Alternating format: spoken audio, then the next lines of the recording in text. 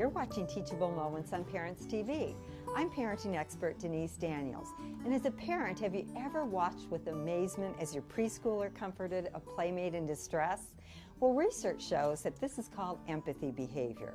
Joining us today is Dr. Mark Brackett, who's the Deputy Director of Health, Emotion, and Behavior Laboratory at Yale University. And he's going to show us how to raise empathetic and caring kids. Thanks for joining us today, Mark. You're welcome.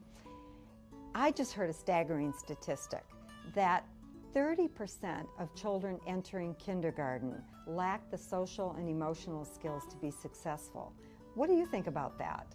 Well, it's saying that we need to get started in teaching these kids how to become more socially and emotionally skilled. Tell us what empathy is.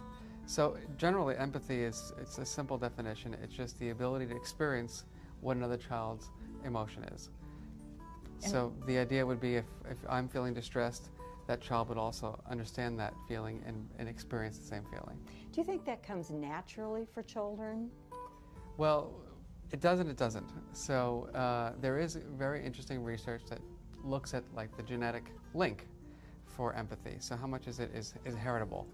And for example, in studies with identical twins, so children who come from the same egg, who share 100% of their genetics, they tend to, when they're measured for their empathy, tend to have highly correlated scores on measures of empathy.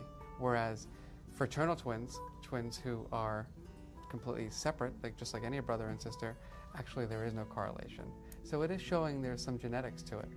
So if emotions are a child's first language, how do you recommend beginning to teach children about empathy? And at what age do you feel that parents should really begin teaching these skills? Well, because it involves the idea of experiencing another child's emotions, it's not something that can really be taught very early on. You need language skills, you need a little bit of self-concept, sort of like, who am I? So we generally recommend that we teach around 2 years old, maybe a little bit before 2 years old. Now, when you say modeling, explain what that is. It means demonstrating the behaviors that you want the children to do. So for example, let's say you wanted to teach your child a little bit about sadness and about what it means to feel someone else's sadness. You might use a character in a book, or you might use a character in a television show that they're watching who has been sad. And you might ask them to think about that character and say, do you remember how this character felt when she was crying, when he was crying, and remember how his body looked and all that? To get the child to sort of understand what it means to feel that emotion. And can you also say, how did you feel when a child took your toy away? So Exactly. that they're actually internalizing what that feels like as well? That would be great. So you make both those connections. Mark, can you tell us what some of the skills are to teach empathy? Sure. Well, remember what I said, which was that empathy is about having the ability to experience another person's emotions, or a child to experience another person's feelings. So in order to be able to do that, there are a lot of underlying skills, and that's the research that I do, is to look at what are those skills that make children empathic. So one of those is being able to read people's faces, because if you're going to be able to experience someone else's emotion, you've got to be able to detect it first. So it's kind of like looking at somebody's nonverbals. Exactly. Looking at their face expression. Are they happy? Are they sad? Are they angry? Are they afraid? And be able to just detect that information. The second is understanding it, knowing why. What is the reason behind it? Because you want to be able to relate to that person, and if you know why they're feeling the way they're feeling, or explain that, particularly for children, you're going to have a much more deeper understanding and be able to build more empathy skills. And then the other component is regulation. You want to, the ultimate form of empathy is helping other children to feel better.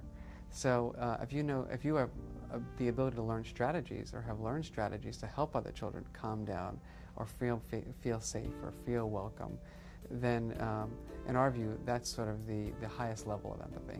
Do you see any gender relationship to this, male or female? Is it easier to teach young boys or young girls? Or? Well, there's a lot of sort of fallacies, false beliefs about that.